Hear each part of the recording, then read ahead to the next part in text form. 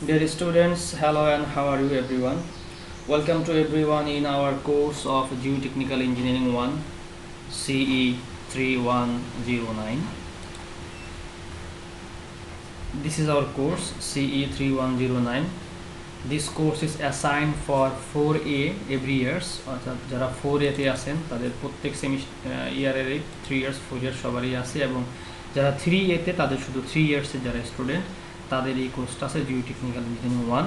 এটা হচ্ছে আমাদের গুগল ক্লাসরুমের কোড, যেটা আমি অলরেডি আপনাদের গ্রুপে দিয়ে দিচ্ছি। এই কোড দিয়ে আপনারা আমাদের ক্লাসে অ্যাড হবেন। তাছাড়া এই ভিডিওগুলো আপনারা গুগল ক্লাসরুমেও পাবেন, এবং আপনাদের যে অফিসিয়াল ফেসবুক পেজ আছে, গ্রুপ আছে, সেখানেও এটা আপলোড দেওয়া হবে ইনশাল্লাহ। তো আমাদের এই জিওটেকনিক্যাল 1 ইঞ্জিনিয়ারিংয়ে জিওটেকনিক্যাল ইঞ্জিনিয়ারিং 1-এ এটা হচ্ছে আমাদের টোটাল সিলেবাসের summary. Phase relationship of soil, soil compaction, consistency of soil, soil classification, soil structure, soil formation, capillary rise in soil, flow net, stress in soil, and ultimately soil behavior নিয়ে last topics discuss করবো আমরা। তো এই যে শীটটা আছে সেই শীটটা আমি already Google ক্লাসরুমে আপলোড দিয়েছি, আপনারা ওখান থেকে ডাউনলোড দিয়ে শীটটা রাখবেন। আর যখন যতটুকু পড়াই ভিডিওর সাথে সাথে এই পিডিএফটাকে ম্যাচ করে নিয়ে আপনারা আপনাদের ক্লাস কোর্সগুলো শেষ করবেন।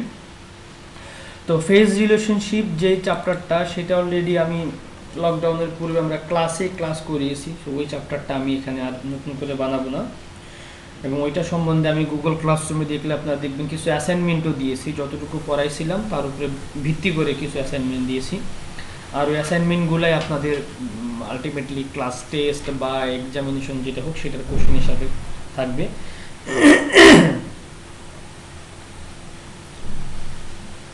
তো ফেজ রিলেশনশিপ নিয়ে যদি কারো কোনো প্রবলেম থাকে বা কোনো অঙ্ক বুঝতে যদি কারো সমস্যা হয়, সে আমাকে পার্সোনালি ফোন করতে পারেন, অথবা যদি আপনারা মনে করেন তাহলে জুমে আপনারা ক্লাস অ্যারেঞ্জ করতে পারেন, আমাকে শিডিউলটা জানাই দিলে হবে। সো আজকে আমি যে অংশটুকু যে পোর্শনটুকু শুরু করব সেটা হচ্ছে আমাদের সয়েল কম্প্যাকশন। আর এটার জন্য আমরা কিছু টেক্সট বুক বা বই ফলো করব, এবং দুইটা টেক্সট বুক বিএম দাসের জিওটেকনিক্যাল ইঞ্জিনিয়ারিংয়ের আমি অলরেডি গুগল ক্লাসরুমে আপলোড দিয়েছি যে কোন কোন বই আমরা ফলো করব। আপনাদের ম্যাক্সিমাম স্টুডেন্টদের এখন লকডাউনের কারণে সমস্যা হয় যে বই কিনতে যেতে পারেন না, এই জন্য আমি বইগুলো আপলোড দিয়ে দিয়েছি। আপনারা গুগল ক্লাসরুমে ঢুকে ওই বইগুলো এবং প্রয়োজনীয় ম্যাটেরিয়ালস আপনাদের কালেকশনে রাখবেন আশা করি। তো সয়েল কম্প্যাকশন আমরা যেটা শুরু করব সেটা হচ্ছে বিএম দাসের 3rd এডিশনের বইয়ের 4 নম্বর চ্যাপ্টার, এটা হচ্ছে সয়েল কম্প্যাকশন।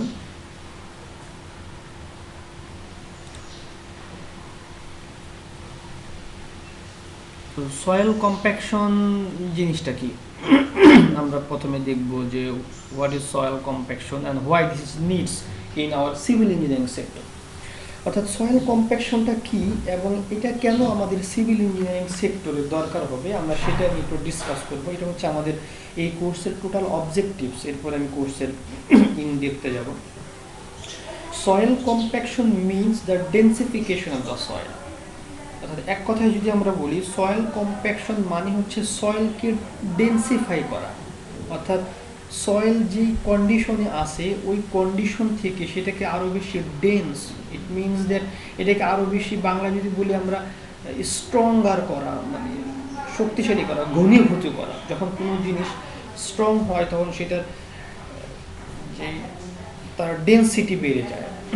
তো সয়েলের যে ডেন্সিটি বা ইউনিট ওয়েট সেটাকে ইনক্রিজ করা হচ্ছে সয়েল কম্প্যাকশনের মেন উদ্দেশ্য। সিভিল ইঞ্জিনিয়ারিং পারপাসে যখন কোনো স্ট্রাকচার কনস্ট্রাকশন করা হয় তখন তার একটা ভিত্তি বা ফাউন্ডেশন, একটা বেজের উপরে সেই কনস্ট্রাকশনটাকে রাখা হয়।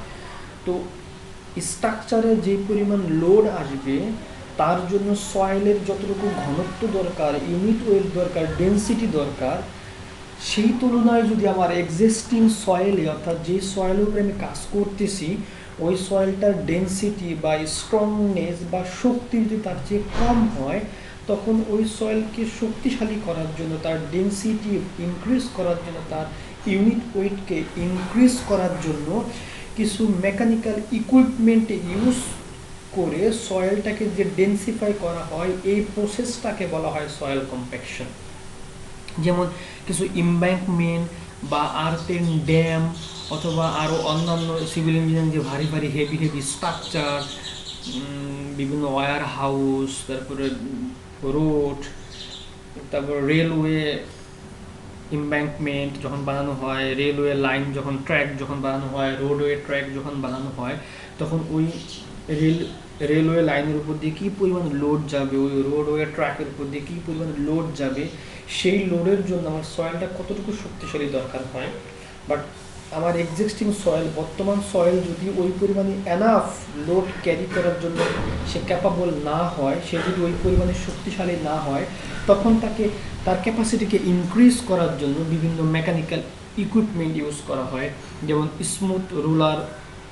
Smooth wheel rollers, sheep foot roller, রিপ টায়ার্স রোলার, বিভিন্ন ভাইব্রেটরি রোলার, এগুলো বা বিভিন্ন কম্প্যাকশন ইকুইপমেন্ট ইউজ করা হয়। আপনারা ইন্টারনেটে কম্প্যাকশন ইকুইপমেন্ট লিখে সার্চ দিলে অনেক ইকুইপমেন্ট পাবেন, আমিও আমার এই লেকচারের শেষে দেখাবো।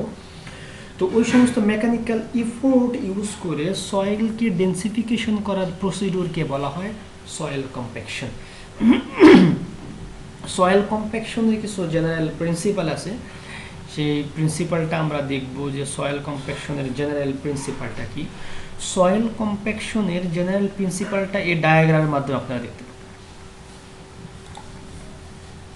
প্রিন্সিপাল অফ সয়েল কম্প্যাকশন, অর্থাৎ এটা যদি একটা সয়েল হয়, সয়েলের ভিতরে আমরা ফেজ রিলেশনশিপে পড়েছি, সয়েলের ভিতরে সয়েল সলিড থাকে এবং এর ভিতরে ভয়েড থাকে, এয়ার ভয়েড থাকে এবং ওয়াটার থাকে। তো সয়েল কম্প্যাকশনের মেন প্রিন্সিপালটা হইল এক্স অ্যাক্সিস বরাবর ময়েশ্চার কন্টেন্ট এবং ওয়াই অ্যাক্সিস বরাবর সয়েলের ইউনিট ওয়েটকে যদি আমরা পুট করি, তাহলে দেখব যে আস্তে আস্তে যত ময়েশ্চার কন্টেন্ট বাড়ানো হচ্ছে তত সয়েলের ইউনিট ওয়েট বাড়তেছে।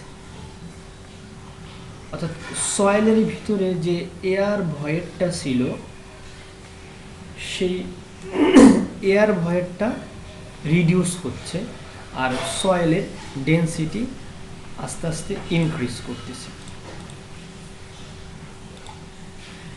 সয়েল কম্প্যাকশনের ক্ষেত্রে আমরা যে জিনিসটা করা হয় মেনলি সেটা হচ্ছে মেকানিক্যাল ইকুইপমেন্ট ইউজ করে সয়েল পার্টিকেলকে রিলোকেশন করা হয়, রিঅ্যারেঞ্জমেন্ট করা হয়। এর ভিতরে যে এয়ার ভয়েড থাকে, ওই এয়ার ভয়েডটাকে রিপ্লেস করা হয় ওয়াটার দ্বারা। এই যে এয়ার ভয়েডটা সয়েলের ভিতরে থাকে, এই যে অংশটুকু আমরা দেখতেছি, এটা হচ্ছে ওয়াটার দ্বারা ফিল আপ হচ্ছে।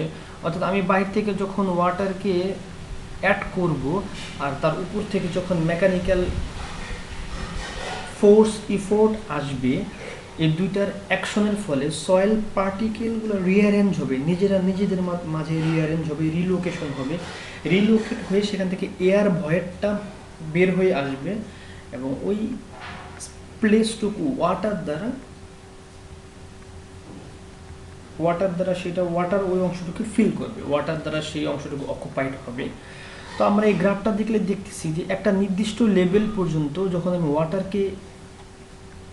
ওয়াটার অ্যাড করতেছি এবং মেকানিক্যাল ইফোর্ট আসতেছে, কম্প্যাকশন হচ্ছে, তো আস্তে আস্তে এর ইউনিট ওয়েটটা বাড়তেছে এবং একটা লেভেলে যাওয়ার পরে ওয়াটার ইনক্রিজ করতেছে, কিন্তু ইউনিট ওয়েট যেটা সেটা আস্তে আস্তে কমে যাচ্ছে। এই যেই ময়েশ্চার কন্টেন্টের জন্য আমি ম্যাক্সিমাম অ্যামাউন্ট অফ ডেনসিটি পাবো, সেই ময়েশ্চার কন্টেন্টটাকে বলা হয় optimum moisture content for compaction. এটা বিভিন্ন সয়েলের জন্য বিভিন্ন রকম হয় এবং ফিল্ডে যখন আমরা কাজ করব তখন এই ফিল্ডের সয়েল স্যাম্পলকে নিয়ে ল্যাবরেটরিতে টেস্ট করে কোন পরিমাণ ময়েশ্চার কন্টেন্টের জন্য ম্যাক্সিমাম ইউনিট ওয়েট পাওয়া যাবে, ফিল্ডে ওই পরিমাণ ময়েশ্চার কন্টেন্টটাই ইউজ করা হবে এবং সেটা ইউজ করে আমরা maximum moisture unit weight of the soil আমরা পাবো। এটা হচ্ছে সয়েল কম্প্যাকশনের মেন প্রিন্সিপাল। অর্থাৎ সয়েল কম্প্যাকশনের মেন প্রিন্সিপালটা আমি যদি এক কথায় ডেসক্রাইব করি, সেটা হচ্ছে মেকানিক্যাল ইফোর্টের মাধ্যমে সয়েলের ভিতর যে ভয়েড থাকে, এয়ার ভয়েড থাকে, সেই এয়ার ভয়েডটাকে ওয়াটার দ্বারা রিপ্লেস করে সয়েলের ইউনিট ওয়েট বা ডেন্সিটিকে ইনক্রিজ করাই হচ্ছে ইনক্রিজ করা হচ্ছে কম্প্যাকশনের মেন প্রিন্সিপাল। এই কথাটাই এই লাইন জুড়ে লেখা আছে, অপটিমাম ময়েশ্চার কন্টেন্ট। এই পর্যন্ত যেই অংশটুকু লেখা আছে এখান থেকে শুরু করে টোটাল যেটা, এটার সামারিটা আমি বললাম, এই কথাটুকুই আপনারা হচ্ছে যদি আসে যে what is the main principle of compaction, then আপনারা ওই ডায়াগ্রামটুকু দিবেন এবং আমি যেই কথাটুকু বললাম সেই কথাটুকুকে নিজেরা ইংরেজিতে করে ওইখানে জিনিসটা এই লাইন এইটা পড়বেন লাইন বাই লাইন। এটা পড়লেই আমার কথাটুকুর সামারি আপনারা বুঝতে পারবেন। দেন হচ্ছে ডায়াগ্রাম থাকবে আর আমি যে কথাটুকু বললাম সেই কথাটুকু থাকবে, এতটুকু হবে অ্যান্সার এই অপটিমাম ময়েশ্চার কন্টেন্ট পর্যন্ত। এখন কথা হলো যে অপটিমাম ময়েশ্চার কন্টেন্টকে আমরা কীভাবে বের করতে পারি ল্যাবরেটরিতে। অপটিমাম ময়েশ্চার কন্টেন্টকে বের করার জন্য দুইটা প্রসিডিউর আছে। সেটা হচ্ছে স্ট্যান্ডার্ড প্রক্টর টেস্ট আর একটা হচ্ছে মডিফাই প্রক্টর টেস্ট। আমরা আজকে দেখবো যে স্ট্যান্ডার্ড প্রক্টর টেস্ট কি। এটা আপনারা জিওটেকনিক্যাল ইঞ্জিনিয়ারিং যে ল্যাব আছে সেশনাল, ওই সেশনালে লকডাউনের পরে সেশনাল করলে আপনারা জিনিসটা ক্লিয়ার হবে। বাট এখানে আমাদের যতটুকু দরকার হবে সেটা আমরা দেখব। এটা হচ্ছে একটা ডায়াগ্রামটা দেখলে আপনার যে ক্লিয়ার হবেন যে স্ট্যান্ডার্ড প্রক্টর টেস্ট আমরা যখন করব সেখানে আমাদের একটা মোল্ড থাকবে আর একটা হ্যামার থাকবে। তো স্ট্যান্ডার্ড প্রক্টর টেস্টে যেই মোল্ড ইউজ করা হবে সেই মোল্ডটার ভলিউম হবে 943.3 সেন্টিমিটার কিউব এবং এই মোল্ডের ডায়ামিটার হবে 101.6 মিলিমিটার। আর এখানে যে হ্যামারটা ইউজ করা হবে সেই হ্যামারের একটা ওয়েট থাকবে, সেই হ্যামারের ওয়েটটা হচ্ছে 24.4 newton, it means then 2.5 kg এবং এই হ্যামারটার ফলিং হাইট হচ্ছে 304 মিলিমিটার। বা এটাকে যদি আমরা ইঞ্চিতে কনভার্ট করি তাহলে সেটা হবে আমাদের 12 ইঞ্চির মতো। এটাকে যদি আমরা ইঞ্চিতে কনভার্ট করি, সে ফলিং ইঞ্চিটা হবে হচ্ছে 12 ইঞ্চি। অর্থাৎ এই মোল্ডটাকে সম্পূর্ণ সয়েল দ্বারা ফিল করতে হবে। ফিল করার পরে এই যে হ্যামারটা আছে সেটাকে সয়েলের উপরে প্লেস করে এই হ্যামার দিয়ে 25টা ব্লো দিতে হবে, 25 নাম্বার ব্লো, এবং প্রত্যেকটা ব্লোর জন্য এই হ্যামারটাকে এই যে অংশটুকু এটা দিয়ে টান দিয়ে এই পর্যন্ত তুলতে হবে। অর্থাৎ এইটুকু হাইট হচ্ছে 12 ইঞ্চি। এটা হচ্ছে স্ট্যান্ডার্ড প্রক্টর টেস্টের জন্য নিয়ে এবং ছেড়ে দিতে হবে। এইভাবে মোলটাকে বিভিন্ন জায়গায় ঘোরায় 25টা পর্যন্ত ব্লো দিতে হবে। এবং এটা একবারে না, এই মোলটাকে 3টা লেয়ারে ফিল করতে হবে। প্রথমে 3 ভাগের 1 ভাগ ফিল করতে হবে, তারপরে 25টা ব্লো দিতে হবে, আবার বাকি 3 ভাগের 1 ভাগ ফিল করতে হবে, আবার 25টা ব্লো দিতে হবে, এভাবে আবার বাকি 3 ভাগের 1 ভাগ ফিল করতে হবে এবং 25টা ব্লো দিতে হবে। এভাবে 3টা স্টেপে এই অংশটুকুকে আমাকে ফিল করে এভাবে আমাকে ল্যাবে কাজটা করতে হবে। আমরা এখানে কিছু অঙ্ক করবো, সেই জন্য আমি এখানে দেখতেছি, কথাটা বললাম আর কি। এই যে লেখাটুকু আছে এখানে, সে আমার যে কথাটুকু আমি বললাম সেই কথাটুকুই এখানে এক্সটেন্ড করে জিনিসটা ভিতরে লেখা আছে। এরপরে সেখান থেকে আমরা ওয়েট বের করতে পারবো। আমরা জানি যে ঘনত্ব ইকুয়াল টু ভর বাই আয়তন, ডাব্লিউ হচ্ছে ওয়েট আর ভি হচ্ছে ভলিউম। তো ভলিউমটা পেয়ে যাবো আমরা এই মোল্ডের, আর ওয়েটটা তো আমরা মেজারমেন্ট করলেই সয়েলের কতটুকু ওয়েট সেটা আমরা পেয়ে যাবো। সেখান থেকে আমরা ডেনসিটি বের করতে পারবো। তো এই ডেনসিটি বের করার জন্য একটা ইকুয়েশনও আছে, সেটা হচ্ছে এনার্জি বের করার জন্য। সেটা আমি কিছুক্ষণ পর আপনাদের দেখাবো। এখানে যে ইকুয়েশনগুলো আছে সেটা আপনারা ফেজ রিলেশনশিপে বিভিন্ন জায়গায় পড়ে আসছেন।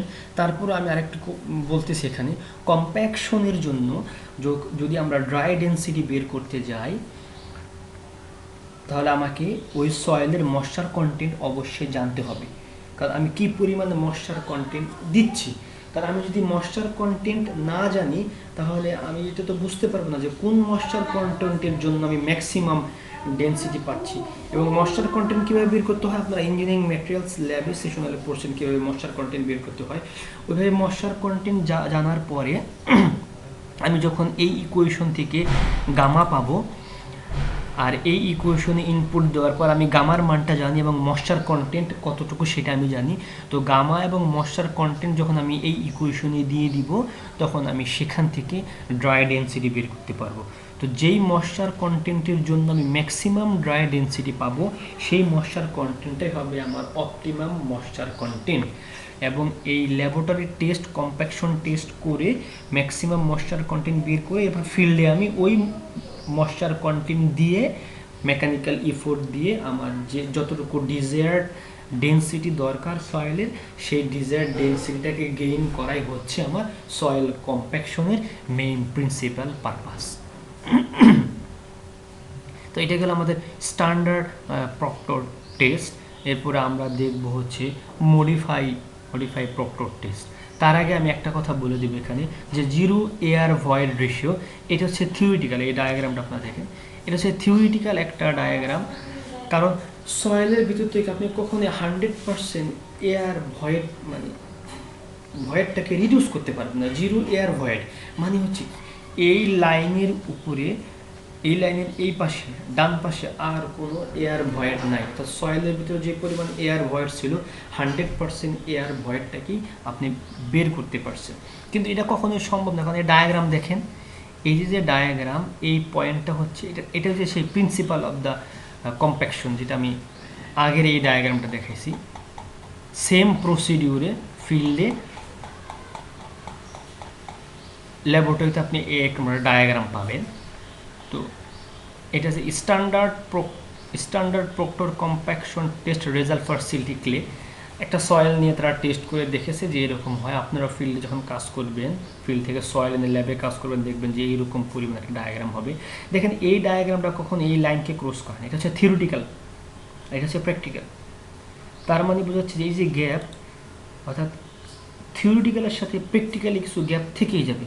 অর্থাৎ থিওরিটিক্যালি 100% এয়ারকে বের করা সম্ভব, কিন্তু প্র্যাকটিক্যালি সয়েল থেকে কখনোই 100% এয়ারকে বের করা সম্ভব না। অর্থাৎ যদি আমি ধরে নিই আমরা একটা soil zero air void line, তখন তার ডেন্সিটি কেমন হবে সেটা হচ্ছে আপনারা এই ইকুয়েশন দিয়ে বের করতে পারবেন। এটা gamma zero air void line, অর্থাৎ জিরো এয়ার ভয়েড লাইনে তার ইউনিট ওয়েট কত, জিএস হচ্ছে 2.65 বা 2.55 সয়েলের হচ্ছে ভ্যালু, আর গামা ডাব্লিউ সয়েলের না, এটা হচ্ছে আমাদের যে হচ্ছে specific gravity of the soil. বিভিন্ন সয়েলের জন্য স্পেসিফিক গ্রাভিটি বের করার মেথড আছে, যেগুলো আপনারা ল্যাবরেটরিতে করবেন সেশনাল পার্টে। তো ওখান থেকে জি বের করবেন, আর গামা ডাব্লিউতে আপনার ওই স্ট্যান্ডার্ড প্রক্টর টেস্ট করে বের করাই থাকবে। আর এর ভয়েড রেশিও আমরা ফেজ রিলেশনশিপ যখন পড়ছি, তখন ওই চ্যাপ্টার থেকে এই চ্যাপ্টার যে ইকুয়েশন সেটা দিয়ে আপনার ভয়েড রেশিও বের করতে পারবেন। এই তিনটা ভ্যালু যখন এখানে ইনপুট দিয়ে দিবেন, তখন সেখান থেকে আপনি সয়েল এর যে জিরো এয়ার ভয়েড রেশিও সেটা আপনারা বের করতে পারবেন। এটা থিওরিটিক্যাল একটা জিনিস, এটা প্র্যাকটিক্যালি ওইভাবে পাওয়া যায় না, বাট বিভিন্ন টেস্টের ক্ষেত্রে সেটাকে ধরে নেওয়া হয় যে আমি ধরলাম যে আমার এখানে 100% এয়ার বের হয়ে গেছে, তখন সেটা কেমন হবে।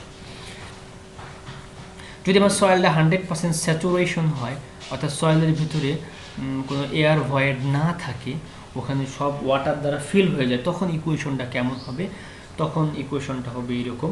দুইটাই এই অঙ্ক করার জন্য আপনাদের লাগবে, হয়তো কোনো একটা অঙ্কে দিয়ে দিল যে জিরো এয়ার ভয়েডের ইউনিট ওয়েট বের করো, সব ডাটা আপনাকে দিয়ে দিল, তখন শুধু ইকুয়েশনটা আপনার মনে রাখলে হবে। ইকুয়েশন দুইটা মনে রাখতে হবে।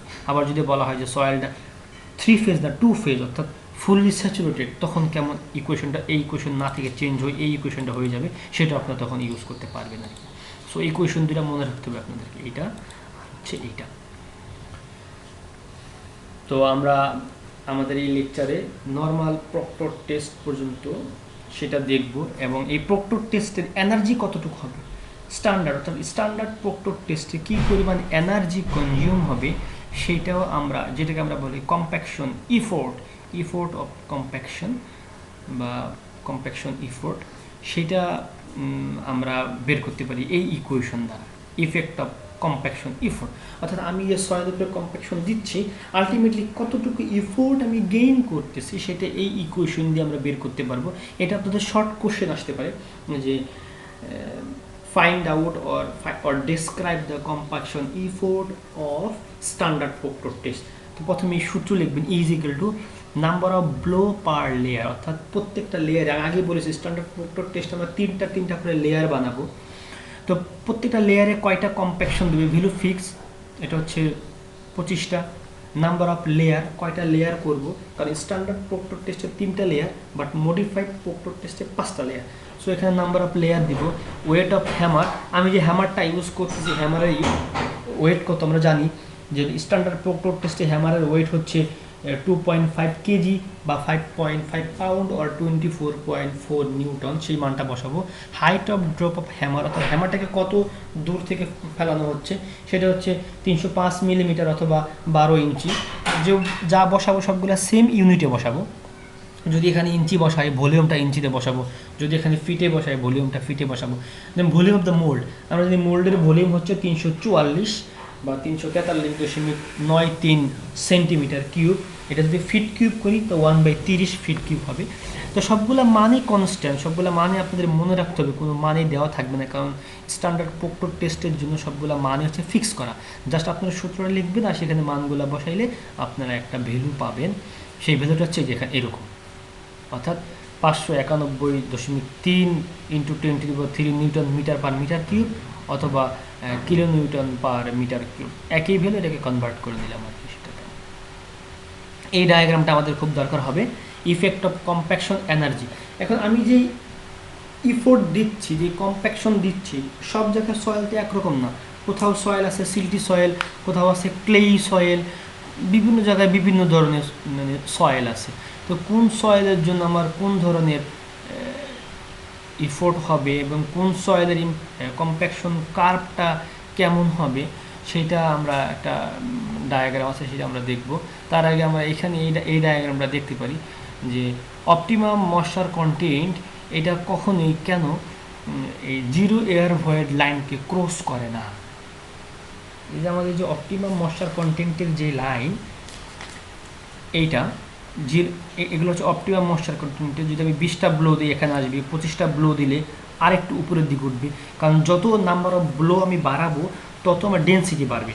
এই 20টা ব্লো দিলে ডেন্সিটি এই 17 একটু নিচে, যখন 25টা ব্লো দিব 17-18-এর মাঝখানে, আর যখন 30টা ব্লো দিব 18-র একটু উপরে, যখন 50টা ব্লো দিব আরও বাড়তেছে। যতই আমি নাম্বার অফ ব্লো বাড়াচ্ছি সে আস্তে আস্তে লাইনটা ইনক্রিজ করে উপরের দিকে উঠতেছে, কিন্তু কখনো সে জিরো এয়ার ভয়েড লাইনকে ক্রস করতেছে না। এর কারণটা হচ্ছে এই ডায়াগ্রামটাকে এক্সপ্লেইন করলেই বোঝা যায়। যত আমরা ময়েশ্চার কন্টেন্ট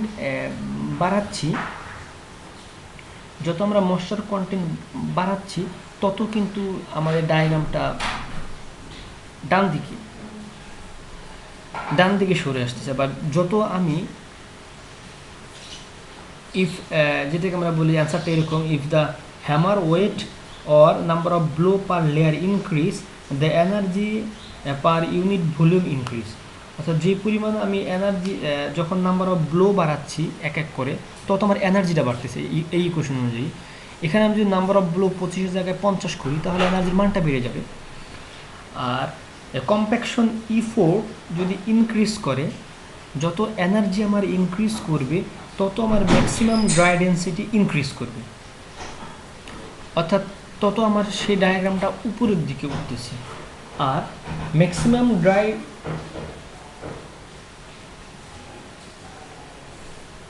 ইনক্রিজ যখন করতেছে তখন আমার সেটা সে আপওয়ার্ড উঠতেছে। Are the decrease of optimum moisture content, সেই কারণে অপটিমাম ময়েশ্চার কন্টেন্ট আমরা কমে যাচ্ছে।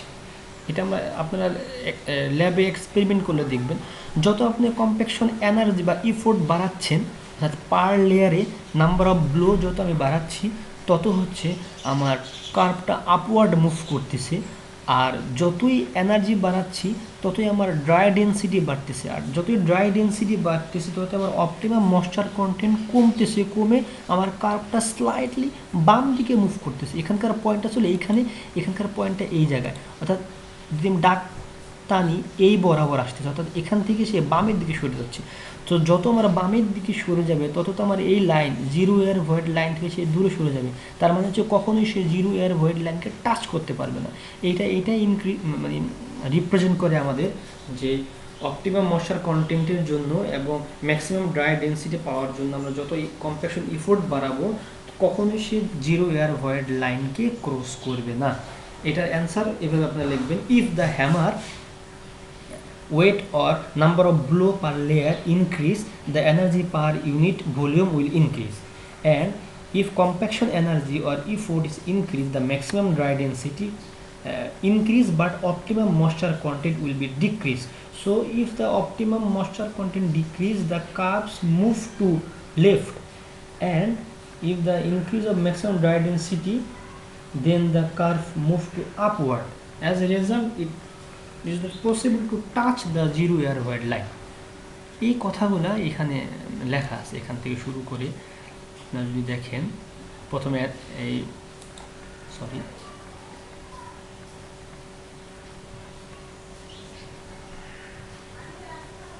এখানে এই অংশটুকু আমরা যদি দেখি তো সেখানে এই কথাগুলো লেখা আছে, এই সি ডি যে অংশটুকু এক এক করে ইনক্রিজ করতেছে সেটা ওখানে দেখবেন আর কি।